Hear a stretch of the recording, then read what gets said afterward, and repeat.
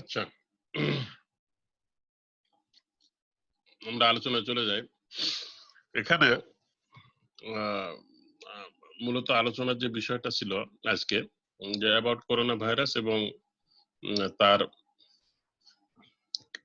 Criteria বা চরিত্র আর কি। The virus belong to family of viruses known as coronavirus. coronavirus একটা প্রজাতি আছে, যে প্রজাতির থেকে এই ভাইরাসটা সে প্রজাতির অংশ। এবং এই ভাইরাসটার নামকরণ করোনা ভাইরাস হওয়ার মূল উদ্দেশ্য হচ্ছে এর যে ক্রাউন মানে মুকুটের মতো চতুর্দিকে তার একটা স্পাইক, একটা স্ট্রাকচার থাকে যেটা প্রোটিন দিয়ে গঠিত। এবং they infect mostly bat, pig and small mammals. কারণ ছোট ছোট যেগুলো মেরুদণ্ডী প্রাণী, যেমন বাদুড়, এই ধরনের অ্যানিমেল গুলাকে তারা আক্রান্ত করে। তাদের একটা চারিত্রিক বৈশিষ্ট্য আছে, দে মিউটেড ইজিলি, মানে তারা সহজে তাদের ডিএনএ এবং ক্রোমোজোমকে পরিবর্তন করতে পারে।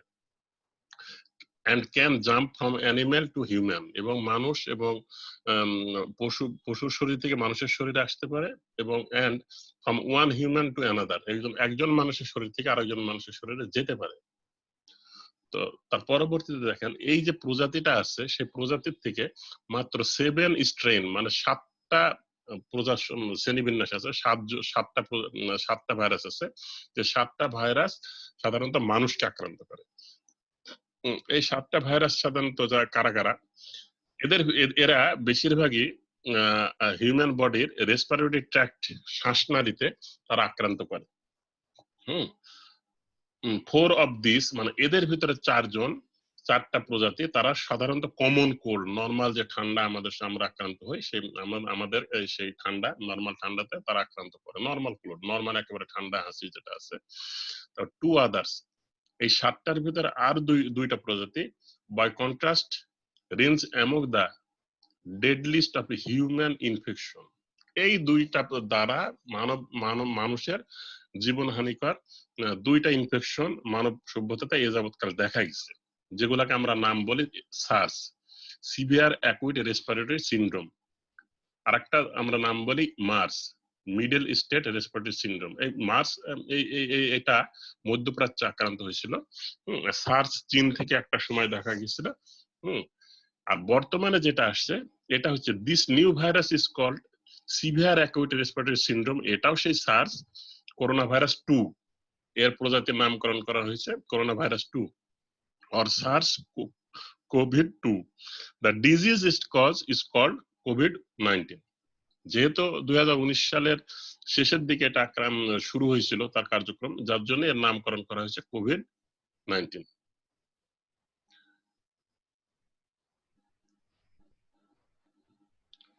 Next symptoms. অ্যাভারেজলি সিমটমের ভিতরে যে বিষয়টা, যে লক্ষণগুলো পাওয়া যায়, রেসপিরেটরি সিমটমস মানে এর যে কোনো আক্রান্ত শ্বাসনালীজনিত যে কোনো লক্ষণ থাকতে পারে। ফিভার, জ্বর থাকবে, কফ থাকবে, শর্টনেস অফ ব্রিথ মানে তার যে শ্বাস নেওয়া বা ছাড়ার যে অবস্থান এটা কমে আসবে, পরিমাণটা কমে আসবে, অ্যান্ড ব্রিদিং ডিফিকাল্টি, তার শ্বাস নেওয়ার খুব সমস্যা দেখা দেবে, খুব কষ্ট হবে, ডিফিকাল্টি হবে। ইন মোর সিভিয়ার কেসেস, যখন এই কেসটা আরো জটিল আকার ধারণ করবে, ইনফেকশন ক্যান কজ নিউমোনিয়া, তখন এই ইনফেকশন থেকে রোগীর নিউমোনিয়া হবে। সিভিয়ার অ্যাকুইট রেসপিরেটরি সিনড্রোম যখন সর্বোচ্চ শ্বাসকষ্ট দেখা দেবে, ভয়ঙ্কর আকার তখন দেখা দেবে যখন তার আর্টিফিশিয়াল রেসপিরেশন মেকানিজম লাগবে, যেমন আইসিইউ বা ভেন্টিলেশন দেওয়া লাগবে, এবং কিডনি ফেলিওর। এই ডিজিজের একটাই পরবর্তী সিভিয়ার অবস্থানে তার কিডনি ফেলিওর হয়ে যায় এবং কার্ডিয়াক ইনজুরি, হার্ট ক্ষতিগ্রস্ত হয় এবং লাস্ট পর্যায়ে ডেথ হতে পারে। তৃতীয় স্টেজে recent data from the Netherland and France suggest that, মানে এটা এই বর্তমানে এই COVID-19 আক্রান্ত হওয়ার এই নেদারল্যান্ড এবং ফ্রান্সে যে ডাটা কালেক্ট হয়েছে, সেখানে দেখা গেছে of the patient with coronavirus who are admitted to the intensive care unit, মানে যে রোগীগুলো আইসিইউ তে ভর্তি হয়েছে তারা 30 থেকে 70% ডেভেলপ ব্লাড ক্লট, ওই রোগীদের রক্ত জমাটবদ্ধ হওয়ার প্রবণতা দেখা গেছে, এই 30 থেকে 70%। হ্যাঁ, in the deep vein of the leg, পায়ের হাঁটুর নিচের যে ভিতরে যে ডিপ ভেন গুলো আছে, সেই ভেন গুলোতে রক্ত জমাট হয়ে যাওয়ার লক্ষণ এই রোগীদের ভিতরে পাওয়া গেছে। অর ইন দ্য লাং, এবং ফুসফুসের ভিতরে রক্ত জমাট হওয়ার লক্ষণ দেখা গেছে। অ্যারাউন্ড 1 in 4, মানে এদের 4 জনের ভিতরে একজনের corona virus patient admitted to ICU, যে 4 জনের ভিতরে একজন করোনা ভাইরাস যারা আইসিইউতে আক্রান্ত হয়েছে will develop a pulmonary embolism, মানে ফুসফুসের ভিতরে আপনার রক্ত জমাটবদ্ধ হয়ে সেটা ফুসফুসের শিরাগুলোতে ক্লট হয়ে আটকায় যাওয়ার প্রবণতা দেখা গেছে।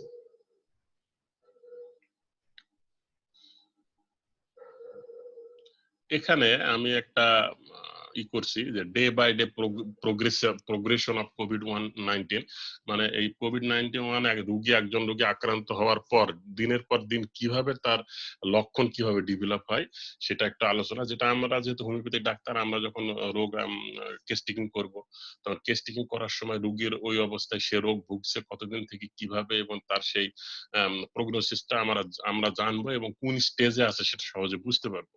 আর সেই কোন স্টেজে আছে সহজে যদি না বুঝতে পারি, আমাদের হোমিওপ্যাথিক মেডিসিন সিলেকশনটা আসলে সেটা তত সুবিধার হবে বলে আমার মনে হয় না। এটা বুঝেই আমাদের মেডিসিন সিলেকশন করতে হবে। সিমটোমেটিক পয়েন্ট অফ ভিউতে এই সিলেকশনটা করা হয়েছে যে রোগী আক্রান্ত হওয়ার প্রথম দিন থেকে তৃতীয় দিন পর্যন্ত এই রোগীর সাধারণত cold and flu like symptom, normal ঠান্ডা সর্দি হওয়া এবং যেটা লক্ষণ থাকে এই লক্ষণ থাকবে। নরমাল জ্বর থাকবে। Mild or no throat pain, এই জায়গাতে সামান্য গলাতে ব্যথা থাকতেও পারে আবার নাও থাকতে পারে। এই জায়গাতে সামান্য গলাতে ব্যথা থাকতেও পারে আবার নাও থাকতে পারে।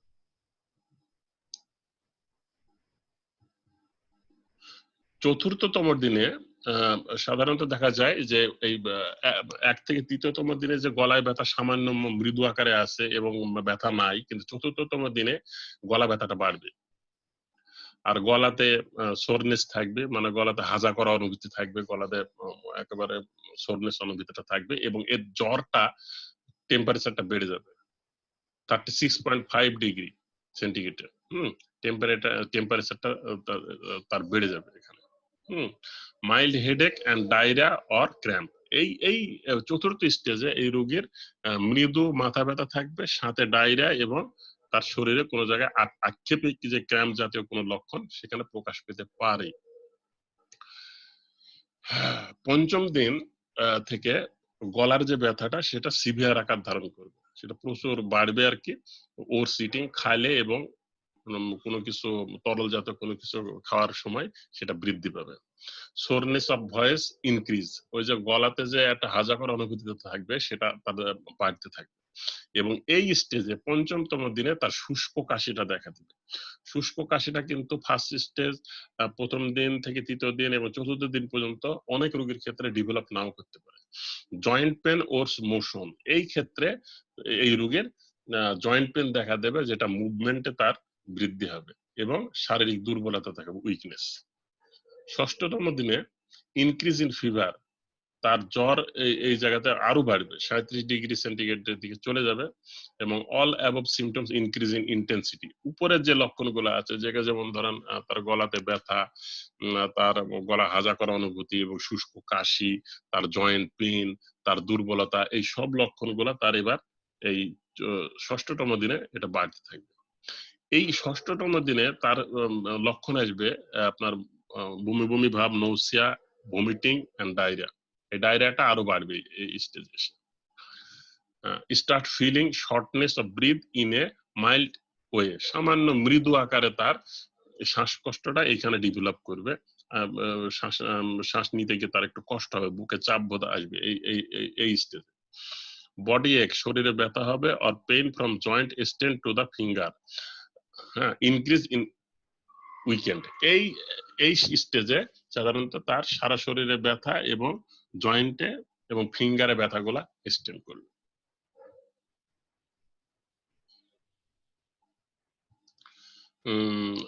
Stage 7, intensity of fever increase, জ্বর আরো বাড়বে। এটা সেন্টিগ্রেডে হিসাব করা আর কি, আমরা সাধারণত ফারেনহাইটে হিসাব করি। এক্সেসিভ কফ উইথ স্পিউটাম, এইখানে প্রচুর পরিমাণে কাশি দেখা দেবে এবং তার কফ আসবে, কাশির সাথে কফ আসবে। অল অ্যাবভ সিমটম ওর্স, আগের যা লক্ষণগুলো আছে সবকিছু এই স্টেজে বাড়বে। আমি আবার আগের লক্ষণে যাই। আগের লক্ষণগুলো কি কি ছিল? যে থ্রোট পেন ছিল সেটা বাড়বে, সোরনেস গলাতে হাজা করে অনুভূতি সেটা বাড়বে, শুষ্ক কাশি বাড়বে, জয়েন্ট পেন বাড়বে, তার সারা শরীরে ব্যথা এবং তার ফিঙ্গারে যে ব্যথাগুলো এক্সটেনশন হবে সেটাও বাড়বে। আর শর্টনেস অফ ব্রিদিং, এটাও এই সব লক্ষণগুলা এই সপ্তম দিনে বাড়বে। অষ্টম যে ডেতে কফ বাড়তে থাকবে, কফ ওর্স ইউজুয়ালি ড্রাই, সেটা এই স্টেজে এই সময় তার ড্রাই থাকবে, শুষ্ক থাকবে। সিভিয়ার ডিফিকাল্টি ইন ব্রিদিং, এই স্টেজে তার সর্বোচ্চ পর্যায়ে তার শ্বাসকষ্টটা দেখা দেবে। Heaviness and pain in chest, এই স্টেজে বুকে ভারী বোধ হবে এবং বুকে ব্যথা থাকবে। অল অ্যাবভ সিমটমস ফার্দার ওর্স, আগের যে লক্ষণগুলা বলা হয়েছে সেই লক্ষণগুলা এখানে সবই থাকবে এবং সবই বাড়বে। আমি আবার সেটা রিভাইজ দিই যে আগের লক্ষণগুলা কি কি থাকবে। আগের লক্ষণ থ্রোট পেইন থাকবে এবং সেটা সিভিয়ার আকারে বাড়বে, সেটা সোরনেস মানে গলাতে হাজা করার অনুভূতি সেটাও বাড়বে, শুষ্ক কাশি থাকবে, জয়েন্ট পেইন থাকবে, দুর্বলতা থাকবে, শরীরে ব্যথা থাকবে, জয়েন্ট পেইন এক্সটেন্ড করবে এবং ফিঙ্গারে পর্যন্ত পেইন যাবে। যাই হোক, আমরা ছিলাম হচ্ছে এখানে। হ্যাঁ, toxic appearance of this patient, এই স্টেজে সেপ্টিসেমিয়া ডেভেলপ করবে শরীরে। অ্যাজ লাইক অ্যাজ আমরা যদি উদাহরণ দিই, যেমন সেপ্টিসেমিয়া যেটা বলি, সেপটিক কন্ডিশন, যেমন ব্যাপটিসিয়া, পাইরোজেনাম, এই যে লক্ষণগুলা, এই লক্ষণগুলা কার্বো অ্যানিমেলিস, কার্বো ভেজিটেলিস, এই ধরনের সেপটিক কন্ডিশন, টক্সিক কন্ডিশন গুলা এই স্টেজে অষ্টমতম দিনের ক্ষেত্রে এটা ডেভেলপ করবে। এই স্টেজে ফিভার ইন্টেন্স, এবং এই ফিভারটা এটা ওই 38 ডিগ্রি সেন্টিগ্রেডে থাকবে এবং এটা হাই টেম্পারেচার অবস্থায় থাকবে। দ্বিতীয়ত নবম দিনে অল দ্য সিমটমস বিকাম মাস ওর্স, আগের যতগুলো লক্ষণ ছিল সেগুলো সবই বাড়বে, বাড়া থাকবে, সাথে সায়ানোসিস থাকবে। কারণ এই স্টেজে রোগীর ফুসফুস এবং তার রক্ত এগুলা সঠিক আকারে অক্সিজেনকে সারা বডিতে সাপ্লাই দিতে পারবে না এবং সমগ্র শরীরে তার রোগীর সায়ানোসিস থাকবে। এই স্টেজে রোগীর কিডনি ফেইলিউর হবে, রেসপিরেটরি ফেইলিউর হবে, হার্ট ইনজুরি হবে, এর মাল্টি অর্গান ফেইলিউর হবে।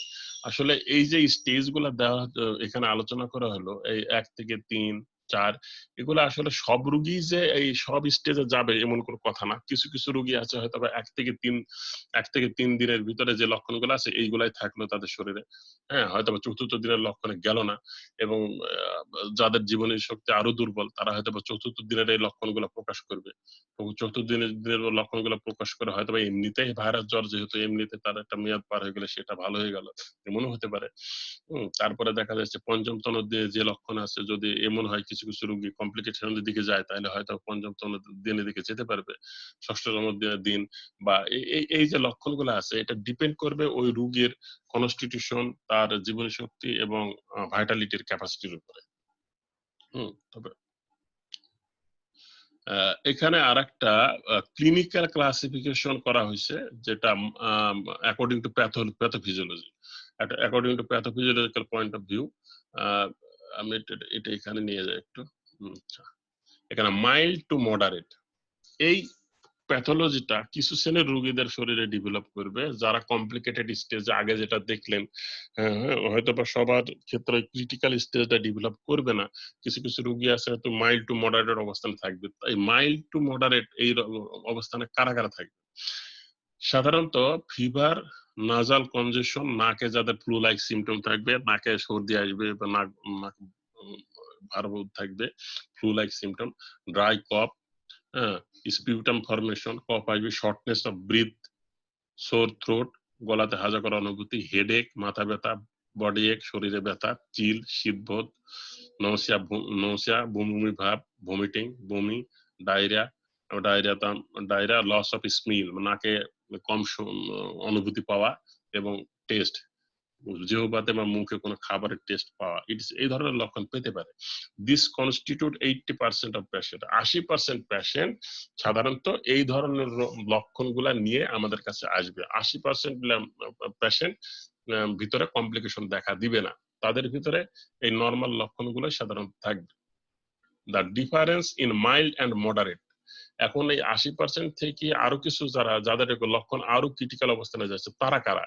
Case is that the above symptoms are mild, উপরের লক্ষণগুলো থাকবে, the former and there is no pneumonia while, যখন উপরের লক্ষণ সহ যে রোগীদের শরীরে নিউমোনিয়া ডেভেলপ করবে না তাদেরকে আমরা বলবো mild. In the latter, the symptoms are more intense and manifestation of the pneumonia are seen in imaging. যাদের শরীরের ভিতরে নিউমোনিয়াটা ডেভেলপ করতেছে উপরের লক্ষণ সহ তাদেরকে আমরা মডারেট স্টেজে নিয়ে আসবো। এবার আসেন সিভিয়ার।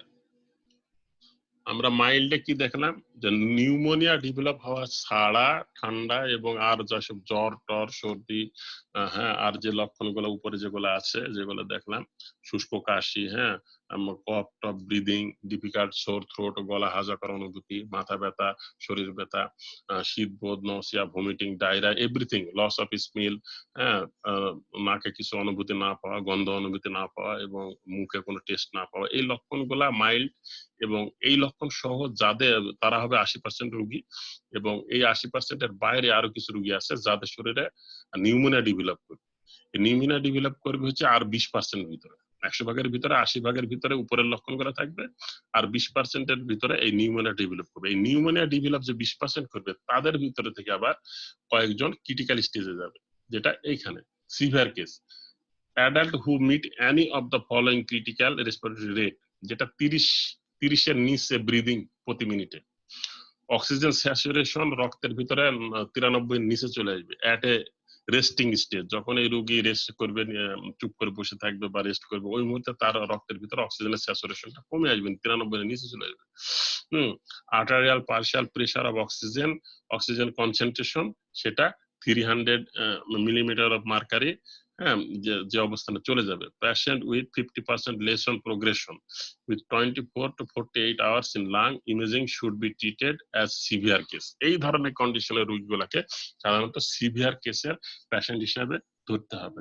তাহলে দেখা যাচ্ছে যে এই রোগী সিভিয়ারে যাচ্ছে কি না যাচ্ছে আমাকে দেখতে হলে প্রথমে লজিক ধরতে হবে কি নিউমোনিয়া, দ্বিতীয়ত হচ্ছে এর রেসপিরেশন রেট কতটুকু কি অবস্থানে আছে, আর তার রক্তে অক্সিজেনের পরিমাণটা কি অবস্থানে আছে, এটা দেখে আমাকে ডিটেক্ট করে নিতে হবে যে এই রোগী আসলে সিভিয়ার কন্ডিশনে যাচ্ছে কিনা, তার অক্সিজেন আলাদা দেওয়া লাগবে কিনা। নিউমোনিয়া উইথ ফ্লুইড অ্যাকুমুলেশন, এই জায়গাতে নিউমোনিয়ার সাথে প্লুরাল ক্যাভিটিতে বা ফুসফুস বা এসব চেস্টে সেখানে ফ্লুইড অ্যাকুমুলেশন হবে। দিস কনস্টিটিউট 14% অফ পেশেন্ট, এখানে মাত্র 14% রোগীর এই কন্ডিশনটা দেখা দেয়। এবার আসেন ক্রিটিক্যাল এক্সটেন্সিভ নিউমোনিয়া। এইখানে নিউমোনিয়া এক্সটেনশন করবে meeting any of the following criteria. কি হয়েছে? Occurrence of respiratory failure, pneumonia জনিত কারণে এই রোগীদের সাধারণত শ্বাসনাল রেসপিরেশন ফেইলিউর হবে।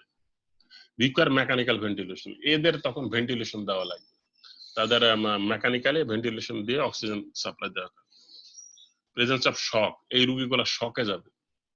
হ্যাঁ, আদার্স অর্গান ফেইলিউর, যেটা আগেও আলোচনা করছি, সেটা যেমন ধরুন ওই renal failure, cardiac injury, lung failure, multi organ failure, এই কন্ডিশন গুলা এই ধরনের পেশেন্টের ভিতরে যাবে যেটা নিউমোনিয়া এক্সটেন্ড করবে, এবং that required monitoring and treatment in ICU. এই রোগীগুলাকে আইসিইউতে নিয়ে মনিটরিং করে ট্রিটমেন্ট দেওয়া লাগবে। This constitute 6% patient, only 6% patient এই স্টেজে যায়। ক্লিয়ার? এবার আসেন ভাইরাল সেপসিস।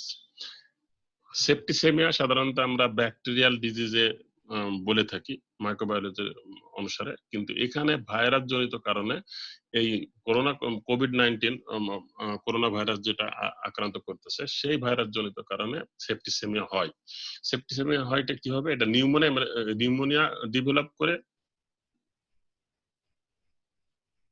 নিউমোনিয়া ডেভেলপ করে, নিউমোনিয়াটা এক্সটেনশন করলে রেসপিরেটরি ফেলিউর, মেটাবলিক অ্যাসিডোসিস, আমাদের রক্তের ভিতরে অ্যাসিডের মাত্রাটা বেড়ে যাবে। অ্যাবনর্মাল কোয়াগুলেশন, মানে যেখানে রক্ত জমাটবদ্ধ হওয়ার কথা না সেখানে রক্ত জমাটবদ্ধ হবে, এবং এই রক্ত জমাটবদ্ধ হওয়ার দরুন হার্ট এবং কিডনির যে সূক্ষ্ম শিরাগুলো আছে সেই শিরাগুলো ব্লক হয়ে যাবে। সেই শিরাগুলো ব্লক হয়ে গেলে তখন কিডনি ফেলিউর হবে এবং কার্ডিয়াক ডিসফাংশন দেখা দিবে।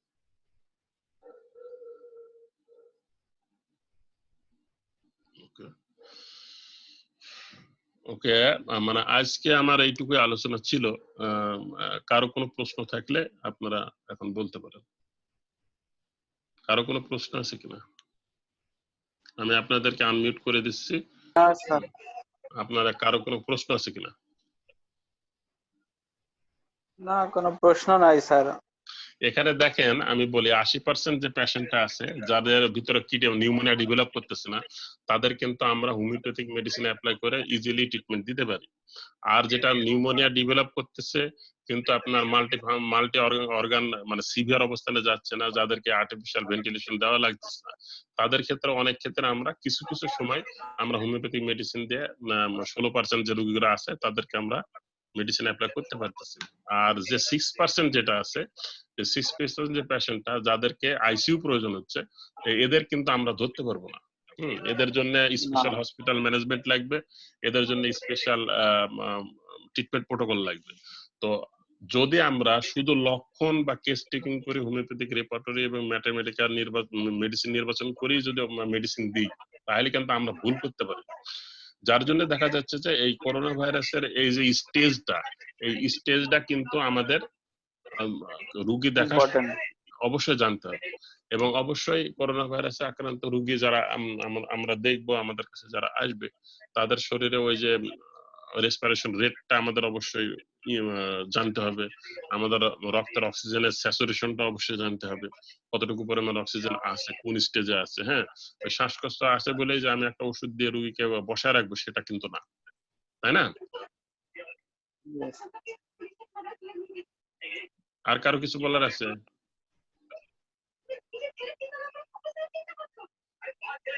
তপন স্যারের এটা কথা বলতেছে, শোনা যাচ্ছে না, মিউট করে দেন স্যার, করে দেন স্যার তপন স্যার একটা। এটা তো তপনে মিউট করে দিছে। ও আচ্ছা, এটা তো বলো, তোমার এই বলো। না, আমি বলতেছি যে আপনার আলোচনা অনেক সুন্দর হয়েছে, খুব ভালো হয়েছে। আর যে কথাটা আপনি লাস্ট বললেন যে সব রোগী তো আর মেডিসিনে ভালো হবে না, যেগুলি আপনার অক্সিজেন বা যেগুলি আপনার আইসিইউ দরকার, তখন তো আর রোগীটা নেওয়া যাবে না, তো ওখানে হ্যান্ড ওভার করতেই হবে। না, এখন আমার কথা হচ্ছে, আমি যদি এই ক্লিনিক্যাল ডিজিজের যে প্রোগ্রেশন, যেটা ডেভেলপমেন্ট, এই ক্লিনিক্যাল প্যাথোলজিক্যাল ডেভেলপমেন্টটা যদি না বুঝি, আমরা তো রোগী দেখতে গিয়ে বুঝতে পারবো কোন রোগীটাকে আমাকে আইসিইউতে পাঠাতে, হাসপাতালে পাঠাতে হবে, কোনটাকে অক্সিজেন দিতে হবে, তাই না? এখন আমরা যদি এই রোগী কেস টেকিং করে দেখতে যাই, তাহলে তো আমাদেরকে এই বিষয়টা সম্পর্কে নলেজ রাখতে হবে। হ্যাঁ, এই জন্য ওই করোনা রোগী বা শ্বাসকষ্ট রোগী পাইলাম মানে যে লক্ষণ সাদৃশ্য ওষুধ মিলাই আমি রোগীকে দেবো, দিয়ে 1 ফোঁটা করে খেতে দেবো আর বসে থাকবো রাখবো, সেটা তো না, তাই না? না, সেটাই, এটাই মূল বিষয়। কোন ক্যাটাগরি থাকে, কোন স্টেজে আছে, এটা তো বুঝতে হবে। স্যার, আমার অনেক ভালো লেগেছে, আমরা তো জানতাম না অনেক কিছু, আপনার এই প্রশ্নগুলো এগুলি শুনেছি এবং স্ক্রিনে দেখেছি, ভালো লেগেছে এবং অনেক কিছু বুঝতে পারছি যে আমরা আসলে অনেক কিছু জানি না, আমাদের অনেক কিছু শিখতে হবে। না, এখন কোনো প্রশ্ন থাকলে আপনি বলতে পারেন। না স্যার, আমি আপনার আর স্ক্রিনগুলো আবার দেখবো স্যার, আর রেকর্ড আছে আমার মোবাইলটা, আবার শুনবো স্যার। আচ্ছা, ঠিক আছে। আচ্ছা।